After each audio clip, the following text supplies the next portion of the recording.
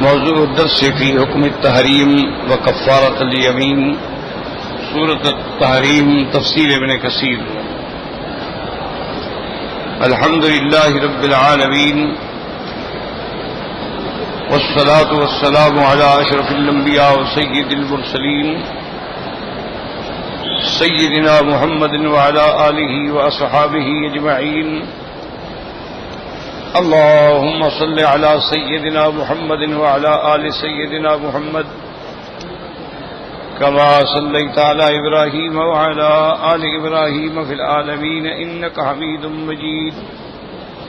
أعوذ بالله من الشيطان الرجيم. بسم الله الرحمن الرحيم.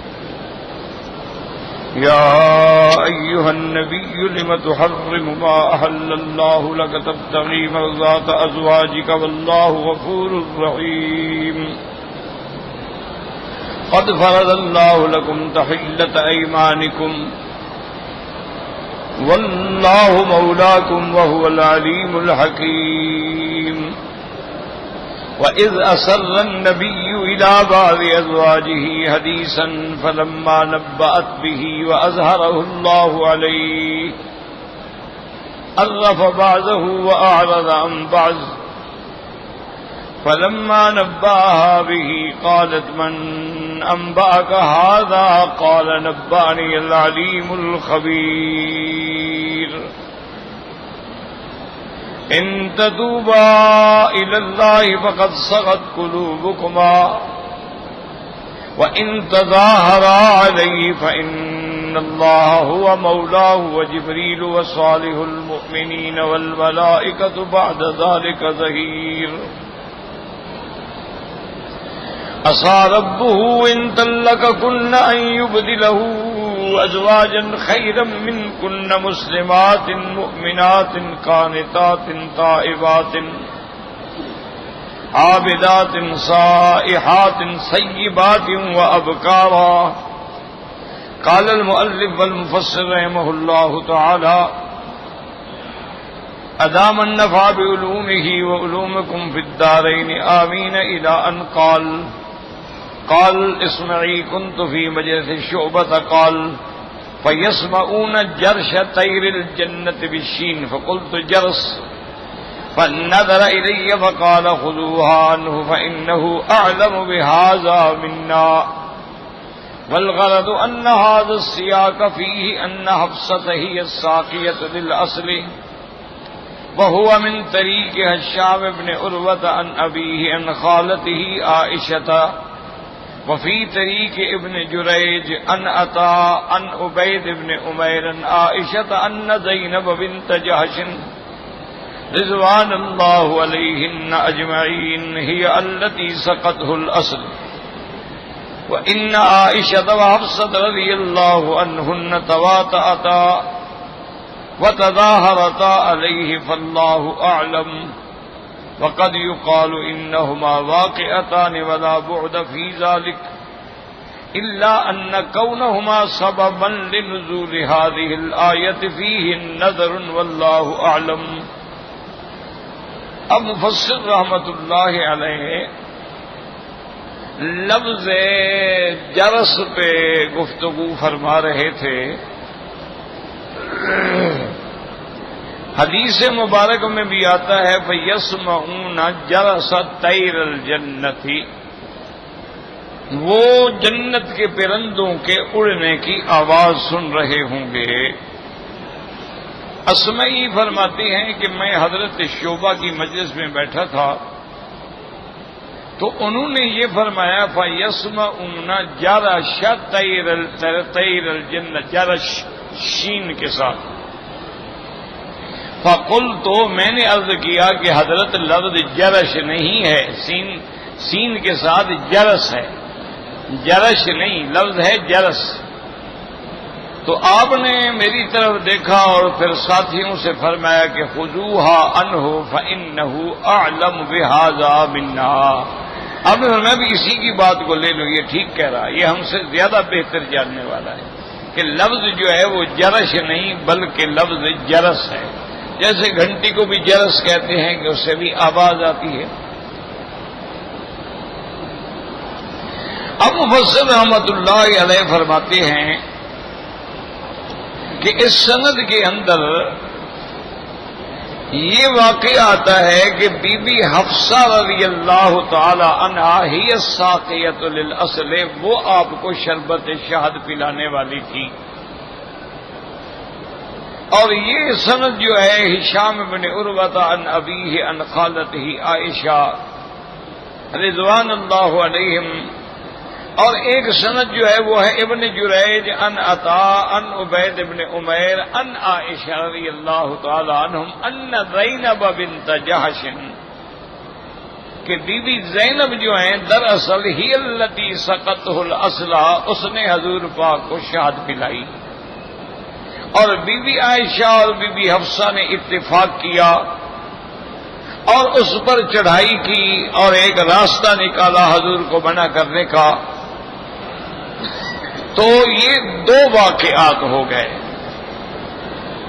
اب مفسر رحمت اللہ علیہ فرماتے ہیں کہ ہو سکتا ہے کہ یہ دونوں واقعات ہوں، لیکن اس آیت کا نزول جو ہے لازمی بات ہے وہ تو ایک واقعے میں ہوا ہے. تو اس لیے میں نے عرض کیا تھا کہ محدثین کرام جو ہیں اللہ ان کی قبروں پہ کروڑوں رحمتیں فرمائے، انہوں نے بڑی محنت کے ساتھ واقعات کو اور روایات کو جمع کیا. اب ایک واقعے میں آتا ہے کہ شہد پلانے والی بی بی جو ہے وہ بی بی حفصہ ہے، اور دوسری روایت میں آتا ہے کہ نہیں، شہد پلانے والی بی بی جو ہے وہ بی بی زینب بنت جحش ہے. تو اب یہ دو باتیں ہو گئی. یہی وجہ ہوتی ہے کہ جو لوگ جن کے دلوں میں بغض ہوتا ہے، اسلام سے دوری ہوتی ہے، وہ انہی چیزوں کو بہانہ بناتے ہیں کہ دیکھو جناب یہ کیسے ایک حدیث کہتی ہے بی بی حفصہ ہے، ایک کہتی ہے بی بی زینب ہے، تو یہ حدیث کا اعتبار ہی نہیں ہے. نعوذ باللہ، اسی سے وہ منکر حدیث پیدا ہوتے ہیں. اسی طرح وہ کہتے ہیں کہ جی ایک حدیث مبارک میں آیا ہے کہ سیدہ عائشہ فرماتی ہیں کہ حضور صلی اللہ علیہ وسلم یباشرنی وانا حائض، حضور صلی اللہ علیہ وسلم میرے ساتھ مباشرت فرماتے تھے اور میں حیض کی حالت میں تھی. تو اس کو بھی منکرین حدیث نے ایک بڑا ہتھیار بنائے ہوئے. دیکھو جی مباشرت تو قرآن نے حرام کی ہے حیض میں. اللہ کے قرآن میں ہے کہ یسألونک عن المحیض قل هو اذى فلا تقربوهن حتى يطهرن، کہ عورتوں کے حیض کے بارے میں یہ حکم ہے کہ ان کے قریب بھی نہ جاؤ جب تک پاک نہ ہوں. تو بی بی عائشہ کہتی ہے کہ حضور میرے ساتھ مباشرت فرماتے تھے، یہ کیسے ہو سکتا ہے؟ اتنے شان والا پیغمبر جو ہے وہ اپنی بیوی کو حالت حیض میں مباشرت فرماتے تھے، لہذا نعوذ باللہ حدیث ہی غلط ہے. اور وہ لوگوں کو یہ تاثر دیکھے بھی ہم تو حضور کی شان کی حفاظت کر رہے ہیں، ایسی حدیث کو کیسے ہم مانیں جیسے حضور کی شان پہ حرف آتا ہو، لہذا حدیث غلط ہے. تو اصل میں یاد رکھیں یہ جہالت ہوتی ہے، اور یا تو وہ بالکل جاہل ہیں یا پھر بغض ہے. جب بغض آ جائے نا پھر بھی بندہ ایسی باتیں ڈھونڈتا ہے.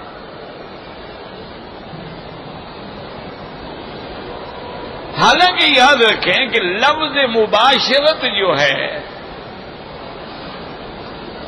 یہ جہاں جماع کے معنی میں آتا ہے وہاں ایک دوسرے کو سینے سے لگانے کے معنی میں بھی آتا ہے، کٹھا لیٹنے کے معنی میں بھی آتا ہے.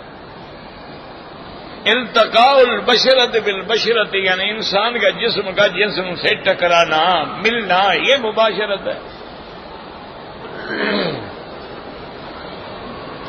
اور قرآن میں ہے وَلَا تُبَاشِرُوهُنَّ وَأَنْتُمْ عَاكِفُونَ فِي الْمَسَاجِدِ. تو یاد رکھیں کہ ایک لفظ جو ہے وہ کئی معنوں میں استعمال ہوتا ہے. بی بی عائشہ کے کہنے کا مقصد یہ تھا کہ بھئی یہ نہیں تھا کہ جیسے یہودی لوگ جو ہیں وہ اپنے عورتوں کو حیض کی حالت میں بالکل الگ تھلگ کمرے میں بند کر دیتے تھے کہ سامنے بھی نہ آئے، بات بھی نہ کرو، اس کے برتن بھی الگ، کھانا پینا بھی الگ، اٹھنا بیٹھنا جب تک پاک ہو کے غسل نہ کرے وہ سامنے بھی نہیں آ سکتی بیچاری۔ اب بھی یہودیوں کے اندر یہ بات ہے، تو اسلام نے یہ حکم دیا کہ اللہ کے بندو کہ حالت حیض میں بیوی کے ساتھ صرف جماع حرام ہے۔ بھئی اس کو کیا بلا ہے اللہ کے بندے، پہلے دیکھ لیا کرو، روز ہی ایک نیا مسئلہ ہوتا ہے۔ انا للہ و انا الیہ راجعون، اللہم اجرنی فی مصیبتی واخلف لی کل غائبۃ منک بخیر۔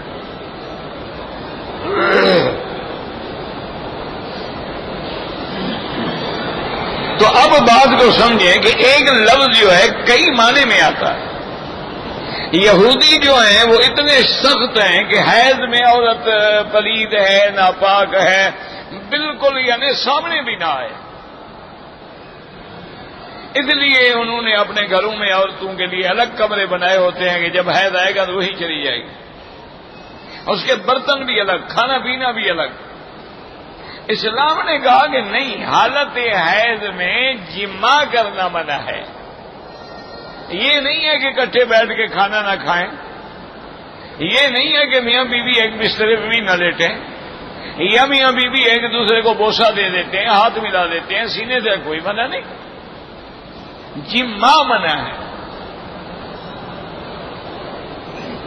اسی لیے کہ اب جیسے ایک صحیح حدیث مبارک میں ہے، حضور صلی اللہ علیہ وسلم نے ارشاد فرمایا کہ یا عائشہ ناولینی الخمرۃ من المسجد، آپ نے فرمایا کہ عائشہ مسجد سے ذرا ایک مسلح جو ہے نا وہ اٹھا کے مجھے دے دو، کیونکہ بی بی عائشہ کا گھر جو ہے مسجد کے ساتھ ہی تو ہے ملا ہوا۔ تو بی بی عائشہ نے عرض کیا کہ یا رسول اللہ نے حائض، میں تو حیض کی حالت میں ہوں، مسجد سے کیسے اٹھاؤں؟ آپ نے فرمایا ہیزت الحیض بھی کہتے کہ حیض تمہارے ہاتھوں میں ہے، کیا بے وقوفی کی بات کر رہی ہو؟ حیض ہے تو کیا ہو گیا، ہاتھ تو تمہارے پاک، ہاتھ سے پکڑ کے اٹھا لو۔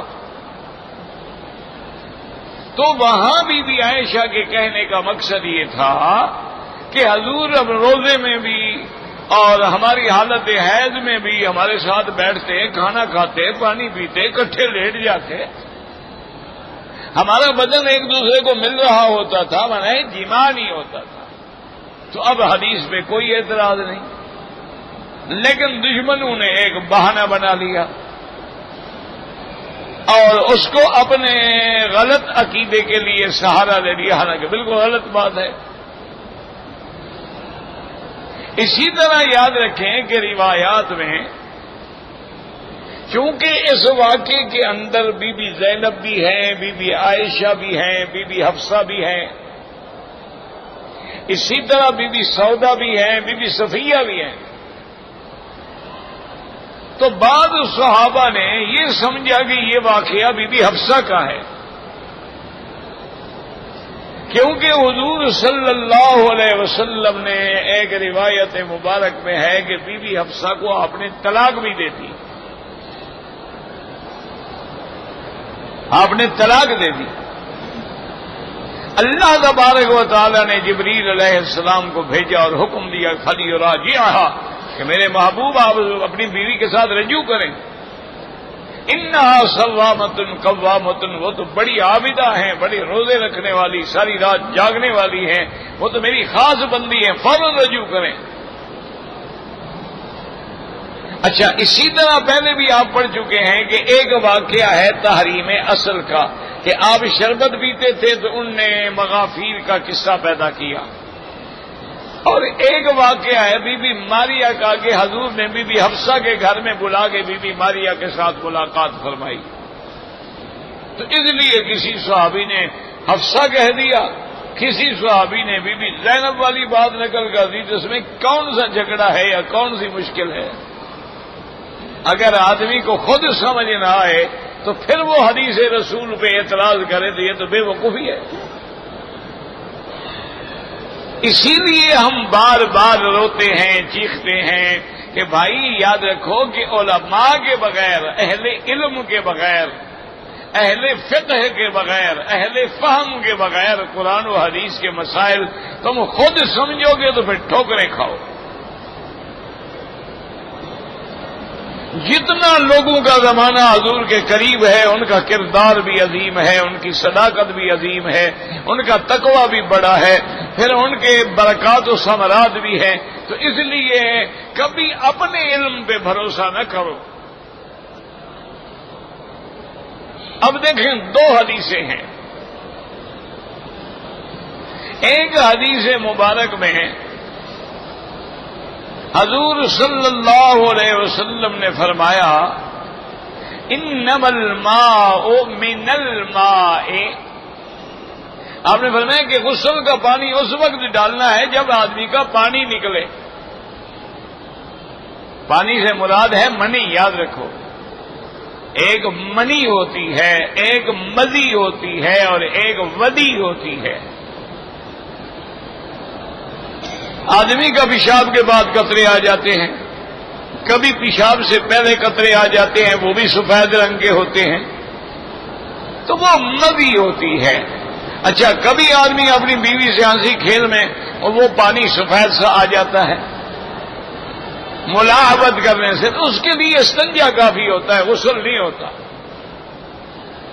غسل تب ہوگا جب آدمی کی منی خارج ہو، وہ نطفہ خارج ہو، اور اس کی پہچان کیا ہے کہ جب منی خارج ہوگی تو آدمی کا عضو جو ہے وہ آہستہ آہستہ ٹوٹ جائے گا، کمزور ہو جائے گا، اور منی جو ہوگی وہ ٹپک کے نکلے گی۔ یہ نہیں کہ پیشاب کے بعد بہہ جائے، کیونکہ قرآن کہتا ہے فَلْيَنظُرِ الْإِنسَانُ مِمَّا خُلِقَ مِن مَّاءٍ دَافِقٍ، وہ پانی جو ٹپک کے نکلتا ہے، تو اس پہ غسل ہے۔ اب حضور نے فرمایا کہ انما الماء من الماء، کہ بھائی پانی جب تک نکلے نہ نکلے غسل نہیں ہوگا۔ اب اس سے مسئلہ یہ بھی ہوتا کہ مثلا ایک آدمی اپنی بیوی سے جماع کر رہا ہے لیکن انزال نہیں ہوا، پانی نہیں نکلا، تو اس حدیث کے مطابق اس پہ غسل نہیں ہے، کیونکہ غسل تب ہے جب پانی نکلے۔ وہ تو جماع کر رہا تھا، ابھی بیچارے کا انزال نہیں ہوا، اٹھ کے چلا گیا، کوئی بات ہو گئی، کسی نے دروازہ کھٹکھٹا دیا۔ تو اس حدیث کے مطابق اس پہ غسل نہیں ہوگا۔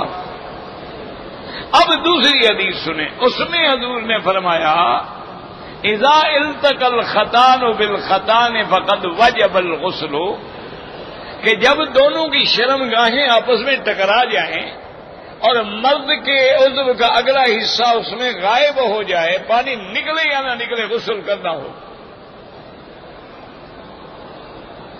اب اس حدیث مبارک میں یہ آ گیا، پہلی حدیث میں جب تک پانی نہ نکلے غسل نہیں ہوگا، اس حدیث مبارک میں آ گیا کہ پانی نہیں بلکہ جب دونوں کو شرمگاہیں مل جائیں،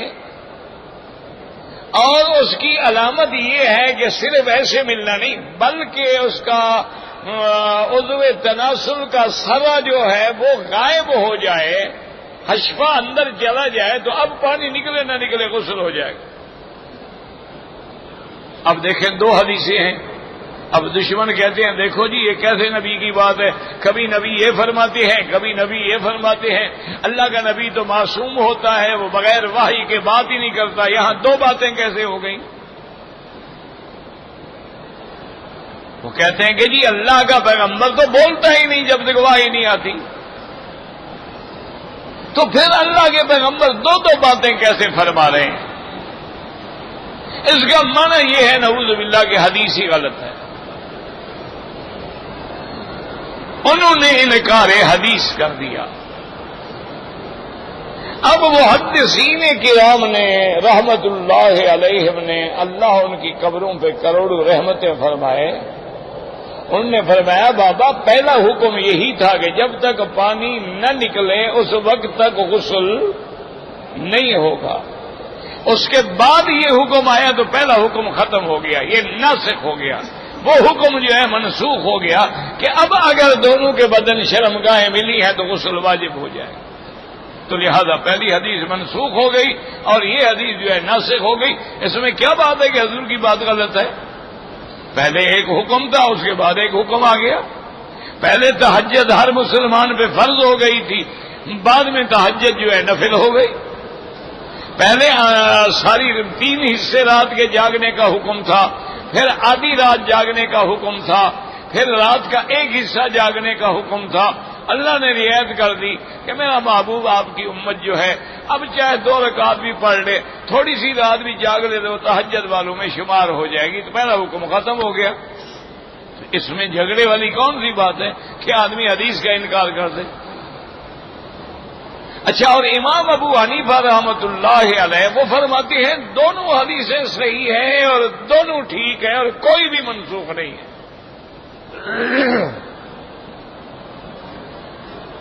یعنی باقی احمد فرماتی ہے کہ پہلی حدیث منسوخ ہو گئی. امام صاحب فرماتے نہیں، دونوں فرمان جو ہے وہ صحیح ہے، دونوں فرمان جو ہے باقی ہے، کوئی منسوخ نہیں ہے. وہ فرماتے ہیں کہ وہ جو حدیث ہے نا انما الماء من الماء، کہ جب تک پانی نہ ہو غسل نہیں ہوگا، یہ ہے نیند والے کے لیے کہ آدمی سویا ہوا ہے، اس کو احتلام ہو گیا، اب اس کو یاد ہے کہ ایک لڑکی آئی تھی میرے ساتھ سوئی، میں نے جماع بھی کیا، لیکن جب اٹھا تو کوئی پانی شانی نہیں، کوئی اثر نہیں، کپڑے پہ کچھ بھی نہیں، تو کوئی غسل نہیں.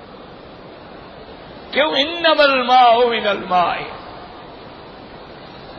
اور اگر ایک آدمی کو خواب شاب کوئی یاد نہیں، لیکن جب صبح اٹھا تو کپڑے سارے گندے ہو گئے ہیں، ساری منڈی لگی ہوئی ہے، تو اب اس کو غسل کرنا پڑے گا، کیونکہ انما الماء من الماء کہ غسل ہے پانی کے ساتھ.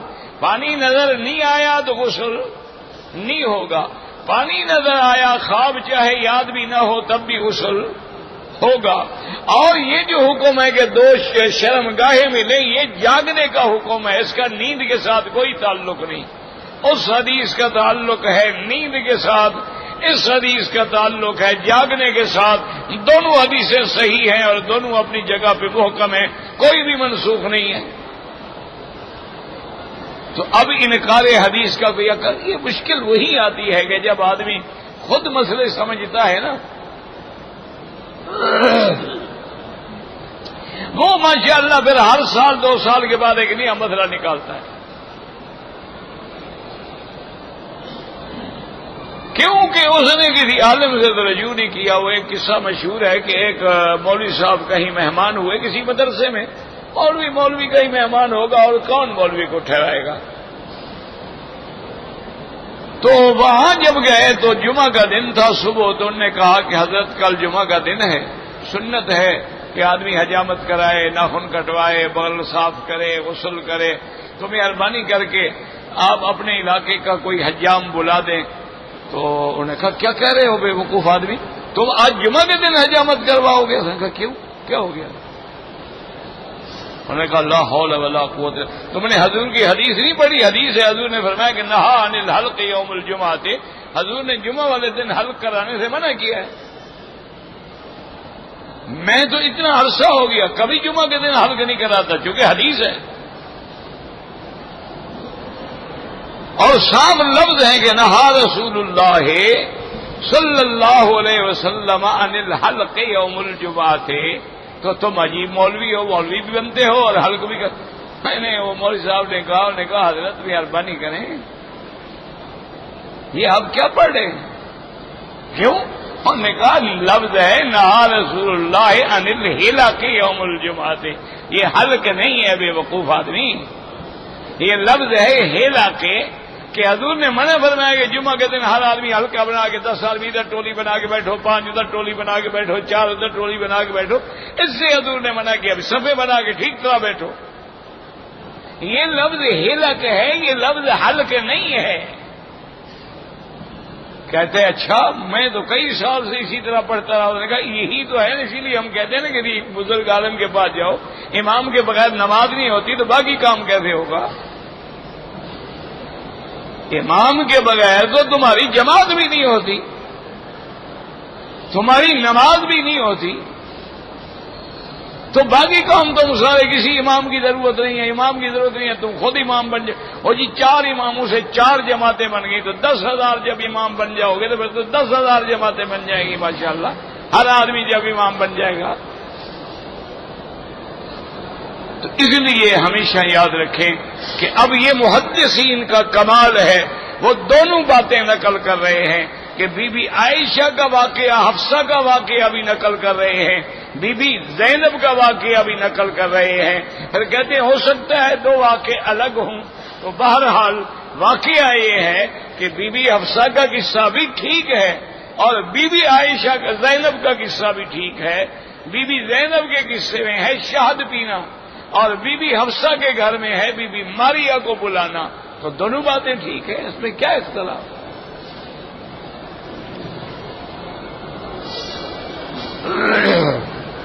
ومما يدل على أن عائشة وحفصة رضي الله عنهما هما المتظاهرتان الحديث الذي رواه الإمام أحمد في مسنده، اور مفسر فرماتے ہیں کہ اس حدیث مبارک میں جس کو امام احمد رحمت اللہ علیہ نے اپنی مسند میں روایت کیا ہے، یہی بات ثابت ہوتی ہے کہ وہ جھگڑا کرنے والی بی بی عائشہ اور حفصہ ہیں، تو اس سے بھی یہی ہوتا ہے۔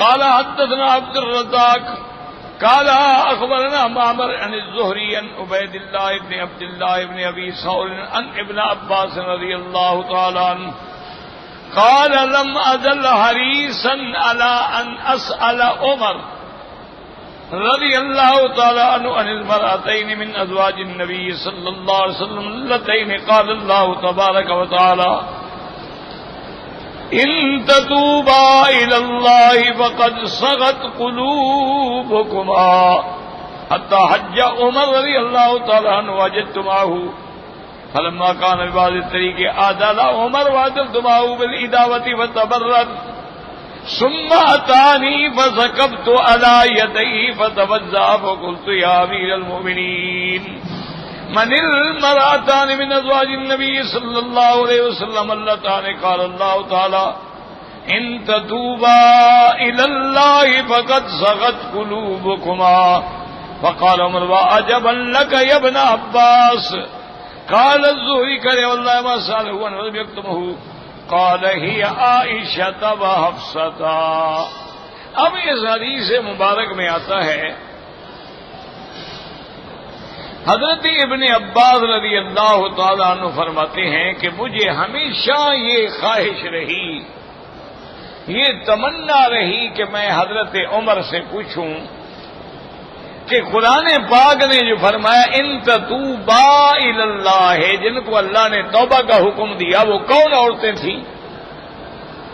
اس بات کا مجھے بڑا شوق تھا، لیکن موقع نہ ملا۔ اتفاق سے حضرت عمر رضی اللہ تعالیٰ عنہ حج کے لیے نکلے تو میں بھی حج کے لیے نکلا،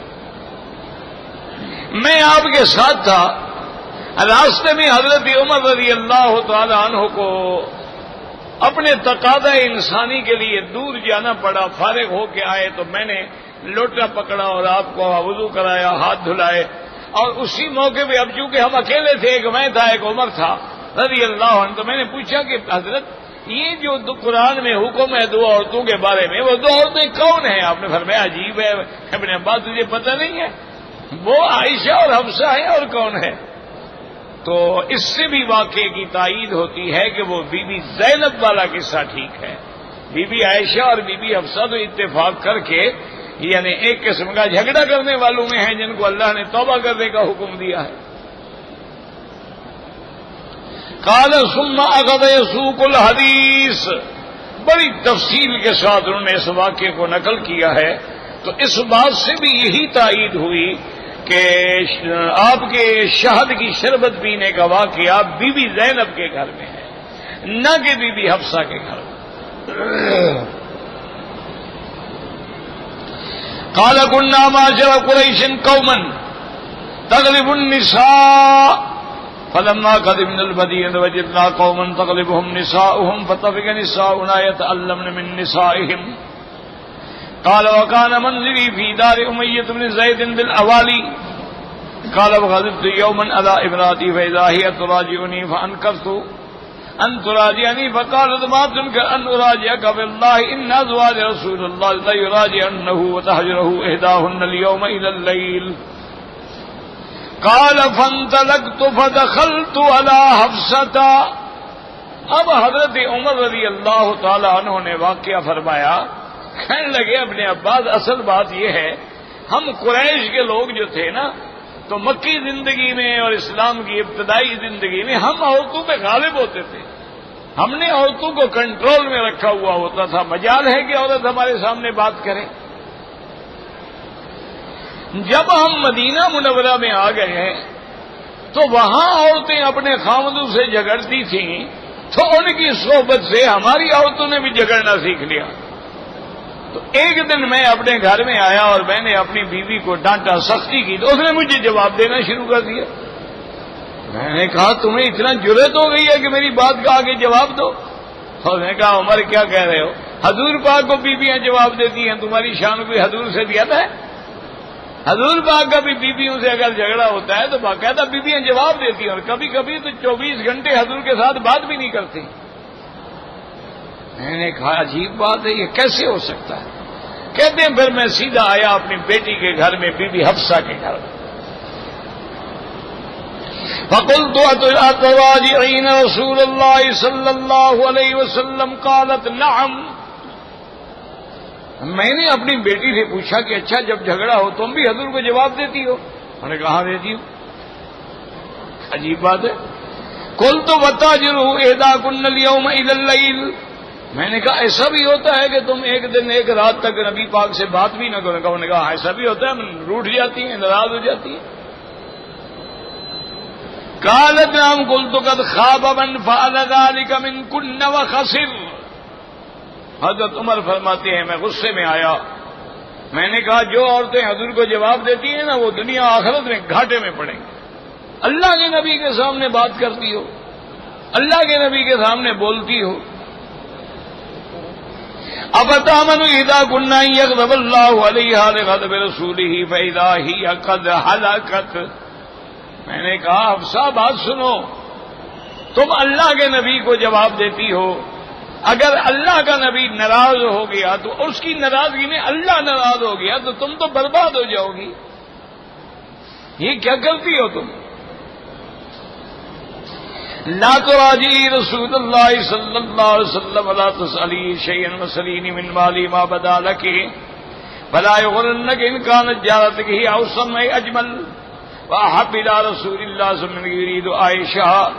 قال وكان لي جار من الانصار وكنا نتناوب النزول الى رسول الله صلى الله عليه وسلم ينظر يوما وانظر يوما فياتيني بخبر الوحي. حضرت عمر فرماتے ہیں میں نے کہا حفصہ کبھی حضور کے سامنے جواب نہ دینا، اور نہ حضور کو ہر وقت مانگتے ہو خرچہ ختم ہو گیا ہے، بالکل خبردار کبھی نہیں مانگنا. تمہیں جو بھی ضرورت ہو مجھے کہا کرو، میں تمہاری ضرورت پوری کروں گا، لیکن اللہ کے نبی کو جواب نہ دینا کبھی. اور حضرت عمر نے فرمایا تم ایسا نہ کرو کہ بی بی عائشہ جواب دیتی ہے، تم نے بھی سیکھ لیا ہے بی بی عائشہ حضور کو بہت زیادہ محبوب ہے، اس کی ریس نہ کیا کرو، اس کی اپنی شان ہے، تم کبھی حضور کو جواب نہ دینا. اب اس کے بعد حضرت عمر رضی اللہ تعالیٰ فرماتی ہیں کہ ایک انصاری صاحب میرے دوست تھے، تو جس دن میں گھر میں رہتا تو وہ مدینہ شریف مسجد میں جا کے حضور کی خدمت میں رہتے ہیں، اور کوئی حکم آتا، کوئی وحی آتا، کوئی خبر آتی، کوئی فرمان ہوتا تو مجھے بتاتے. دوسرے دن میں آتا اور میں حضور پاک کی خدمت میں رہتا. ہم ایسے باری ہم نے مقرر کی تھی. قال وكنا نحدثن قصاصا على الخيل تغزونا فنادى صاحبي يوما ثم عائشة زال بابي ثم ناداني فرد وقال حدث امر عظيم. حضرت عمر رضی اللہ تعالیٰ عنہ فرماتی ہیں کہ ان دنوں میں ہمیں پتہ لگا کہ شہنشاہ غسان جو ہے وہ اپنے گھوڑوں کو نالے لگوا کے تیاری کر رہے ہیں مسلمانوں کے خلاف جہاد کرنے کی. یہ باتیں بھی اڑ رہی تھیں، چل رہی تھی مدینہ منورہ میں. فرماتی ہیں کہ ایک دن میرا ساتھی جو ہے وہ مسجد نبوی میں گیا اور میں رات کو گھر میں تھا کہ وہ عشاء کے بعد جب واپس آیا تو اس نے میرا دروازہ کھٹکھٹایا. میں نے کہا کیا ہو گیا؟ انہوں نے کہا بڑی مصیبت کی خبر ہے. اس نے کہا کہ بہت بڑی مصیبت کی خبر میں سن کے آ رہا ہوں. فقلت تو آزاد کا جہاد غسان. میں نے کہا یار کیا وہ بادشاہ غسان نے چڑھائی کرنی ہے، اس کی فوجیں آ گئی ہیں. اس نے کہا لا بل اعظم من ذلك واطول. اس نے کہا عمر اس سے بھی زیادہ سخت واقعہ ہو گیا ہے. اس کے بعد فرماتے ہیں انہوں نے بتایا کہ طلق رسول اللہ صلی اللہ علیہ وسلم نساءہ. اس نے کہا حضور پاک نے اپنی ساری بیویوں کو طلاق دے دی ہے. اللہ فقلت قد خابت حفصہ وخسرت قد كنت اظن هذا كائنا. میں نے کہا ہلاک ہو گئی بی بی حفصہ، گھاٹے میں پڑ گئی بی بی حفصہ، مجھے ڈر تھا کہ یہ ایسا ہوگا ایک دن. کہتے حتی اذا صلیت الصبح شددت علی ثیابی ثم نظرت ودخلت على حفصة وهي تبكي فقلت اطلقكن رسول الله صلی اللہ علیہ وسلم. فرماتے ہیں میں نے صبح کی نماز پڑھی، میں نے کپڑے پہنے اور اس کے بعد میں مدینے پاک میں پہنچا اور بی بی حفصہ کے گھر میں داخل ہوا تو بی بی حفصہ بیٹھی ہوئی رو رہی تھی. تو میں نے پوچھا طلقکن رسول اللہ صلی اللہ علیہ وسلم، کیا تم کو حضور نے طلاق دے دی ہے؟ اس نے کہا واللہ لا ادری، مجھے پتہ نہیں ہے. هو هذا معتدل في هذه المشربة. اتنا ضرور ہے کہ حضور اس کمرے میں تشریف لے گئے، ہمارے پاس نہیں آتے، بات نہیں کرتے، نہیں بولتے، لیکن طلاق کا ہمیں کوئی پتہ نہیں ہے. فاتح تو غلام له اسود فقلت استاذن عمر. کہتے ہیں جہاں حضور ٹھہرے ہوئے تھے میں وہیں آیا. آپ کا غلام دروازے پہ کھڑا تھا، سیڑھیوں پہ کھڑا تھا، حضور دوسری منزل پہ تھے. تو میں نے غلام سے کہا کہ حضور کی خدمت میں عرض کرو کہ حضرت عمر اذن چاہتے ہیں، حاضر ہونا چاہتے ہیں. فدخل الغلام ثم خرج الی فقال ذکرتک له فصمت. غلام واپس آیا، اس نے کہا کہ عمر میں نے آپ کا پیغام پہنچا دیا لیکن حضور پاک نے کوئی جواب نہیں دیا، حضور پاک خاموش رہے. فانطلقت حتى اتيت المنبر فاذا عنده رهط جلوس يبكي بعضهم. کہتے ہیں پھر میں مسجد نبوی میں آیا، حضور کے منبر کے پاس دیکھا کہ صحابہ کی جماعت بیٹھی ہے اور سارے رو رہے ہیں. کیوں؟ انہوں نے سنا کہ حضور نے بیویوں کو طلاق دے دی ہے، تو آپ کی بیویاں صرف حضور کی بیویاں تو نہیں تھیں نا، وہ تو امہات المومنین تھی، سب کی مائیں تھیں. تو حلالی بیٹے کی ماں کو طلاق ہو جائے تو بیٹا تو پریشان ہوگا نا کہ یار میری ماں کو طلاق ہو گئی. فجلست عنده قليلا. کہتے میں بھی ان کے ساتھ بیٹھ گیا. ثم غلبني ما اجد. پھر مجھ سے برداشت نہیں ہوا، میں پھر آ گیا. فاتيت الغلام فقلت استاذن لعمر. میں نے کہا میرے لیے اجازت مانگو. فدخل ثم خرج الي فقال قد ذكرتك له فصمت. کہتے ہیں کہ دوسرے دفعہ بھی غلام نے یہی کہا کہ عمر میں نے آپ کے نام سے اجازت مانگی ہے لیکن حضور خاموش رہے، اجازت نہیں دی. فرماتے ہیں فخرجت فجلست الى المنبر ثم غلبني ما اجد فاتيت الغلام فقلت استاذن لي عمر. فدخل ثم خرج لي وقال قد ذكرتك له فصمت وليت مدبرا فاذا الغلام يدعوني. تیسرے دفعہ بھی غلام نے مجھے یہی کہا کہ حضور نے جواب نہیں دیا، خاموش ہو گئے. کہتے ہیں میں واپس چلا کہ جب حضور بات نہیں کرتے تو میں کیا کر سکتا ہوں. لیکن میں ابھی تھوڑا دور گیا تھا کہ غلام کی آواز آئی، اس نے مجھے پکارا. میں نے کہا کیا بات ہے؟ اس نے کہا حضور بلا رہے ہیں، ادخل. آپ نے اجازت دے دی ہے. فدخلت وسلمت علی رسول اللہ صلی اللہ علیہ وسلم فإذا هو متكئ على رمال حصير. کہتے ہیں میں حضور کے کمرے میں داخل ہوا تو میں نے کیا دیکھا کہ ایک چٹائی پہ حضور لیٹے ہوئے ہیں، نیچے کوئی بستر نہیں ہے، کچھ بھی نہیں ہے. اللہ کے نبی کا گھر ہے اور کچھ بھی نہیں. تو اس روایت میں اختصار ہے، آئندہ روایت میں انشاءاللہ وقت آ جائے گا پڑھیں گے انشاءاللہ۔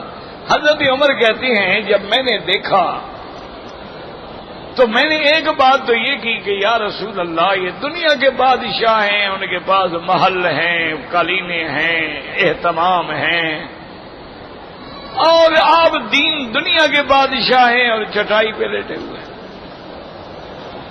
حضور نے فرمایا عمر کیا تم اس بات پہ راضی نہیں ہو کہ ان کو جو کچھ ملنا ہے دنیا میں ملے اور اللہ ہمیں آخرت میں دے؟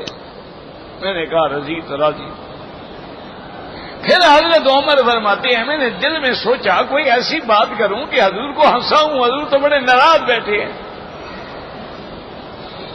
حضور بڑے دکھی بیٹھے ہیں، تو کوئی ایسی بات کی جائے کہ جس سے کم حضور صلی اللہ علیہ وسلم خوش ہو جائیں، حضور کی جو طبیعت پہ اثر ہے وہ دور ہو جائے۔ میں نے کہا یا رسول اللہ صلی اللہ علیہ وسلم، آج آپ جس واقعے سے گزرے ہیں نا، یہ سارا آپ ہی نے تو کیا ہے۔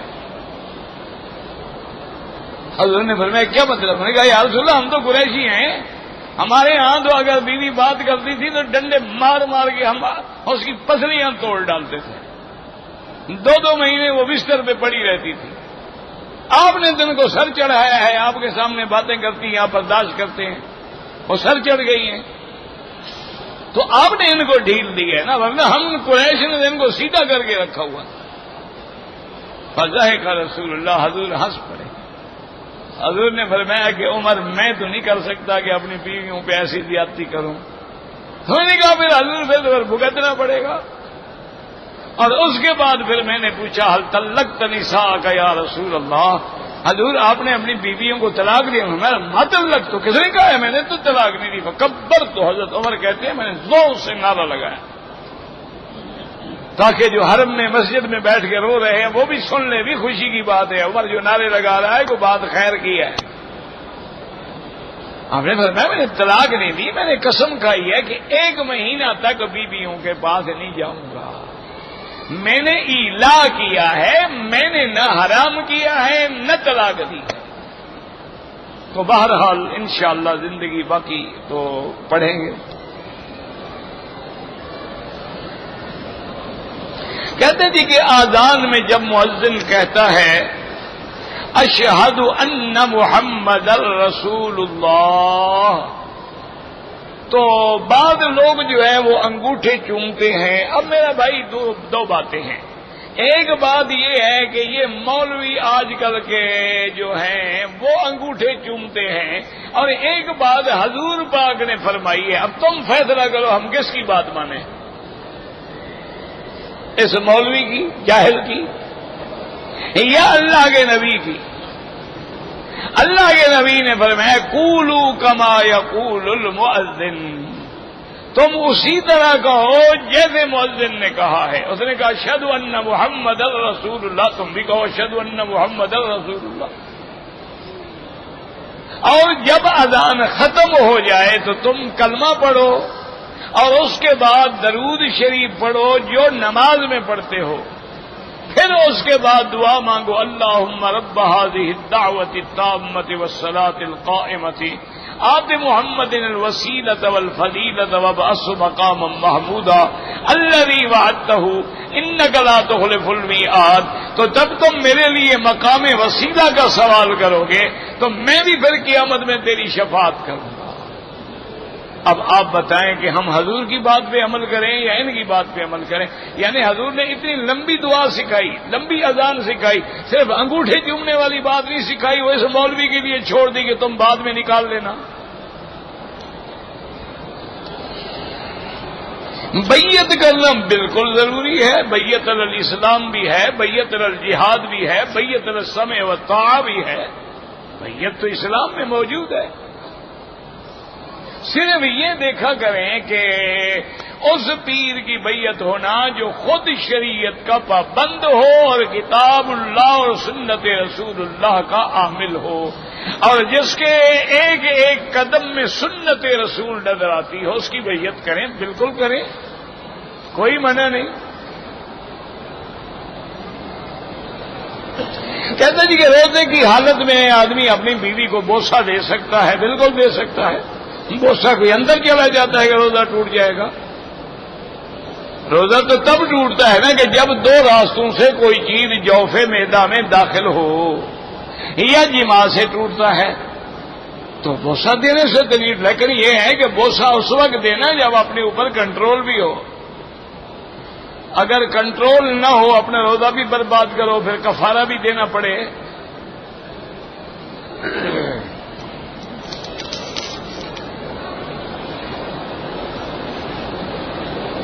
کہتے ہیں کہ جنت میں لوگ نیند کریں گے. جنت میں نہ موت ہوگی نہ نیند ہوگی. اگر کوئی چاہے گا وَلَكُمْ فِيهَا مَا تَشْتَهِي أَنفُسُكُمْ.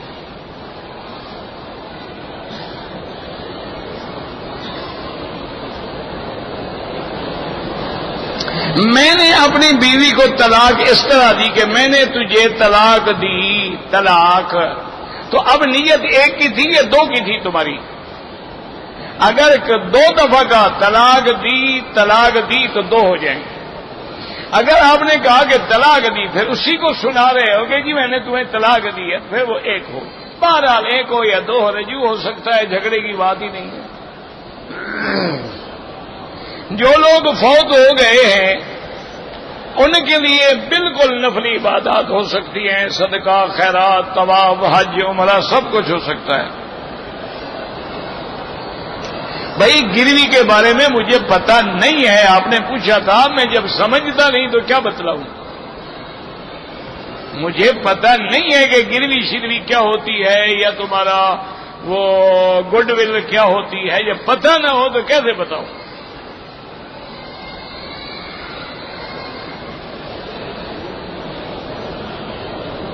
کہتے جی کہ انسان کو جب قبر میں دفن کر دیتے ہیں اور قبر پہ اس کے رشتہ دار یا عزیز کھڑے ہوتے ہیں تو کیا وہ ان کی باتیں سنتا ہے؟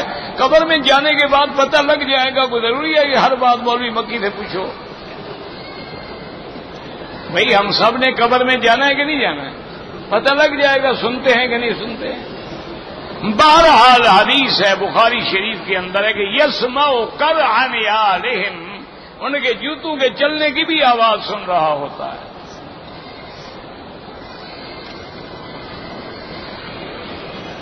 اگر کوئی آدمی جدے سے حج کے لیے آیا ہے، نماز قصر بالکل قصر پڑے گا، مسافر ہے. اگر مکے میں رہتا ہے تو وہ احناف کے نزدیک پوری پڑے گا، باقی ائمہ کے نزدیک قصر پڑے گا. تم نماز پڑھنا، لڑائی جھگڑے چھوڑ دو، جو بھی پڑھو گے اللہ قبول کریں گے انشاءاللہ.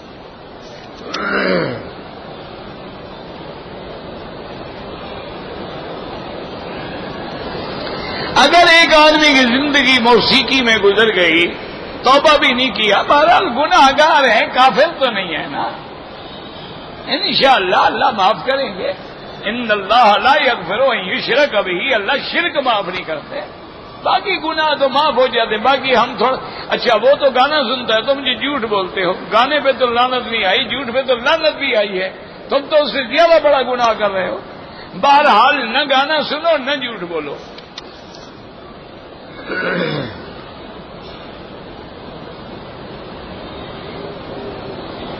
اگر ایک آدمی نے 10-15 عمرے کیے لیکن ہر دفعہ بالوں میں ٹک لگایا ہے تو بہرحال جناب دم پڑ گئی. بعض فقہا تو کہتے ہیں ہر عمرے کی ایک دم ادا کریں، لیکن اگر غلطی ایک ہو تو پھر ایک دم سے بھی انشاءاللہ گزارا ہو جائے گا. ربنا تقبل منا انک انت السمیع العلیم تب علینا انک انت التواب الرحیم. اللهم فرج هم المهمومین، نفس کرب المکروبین، وقض الدین عن المدینین، واشفنا واشف مرضانا ومرضى المسلمین. صلی اللہ تعالی علی خیر خلقہ سیدنا محمد وعلی آلہ وصحبہ اجمعین. اللهم صل علی سیدنا محمد وعلی آل سیدنا محمد كما صليت على ابراهيم وعلى ال ابراهيم في العالمين انك حميد مجيد.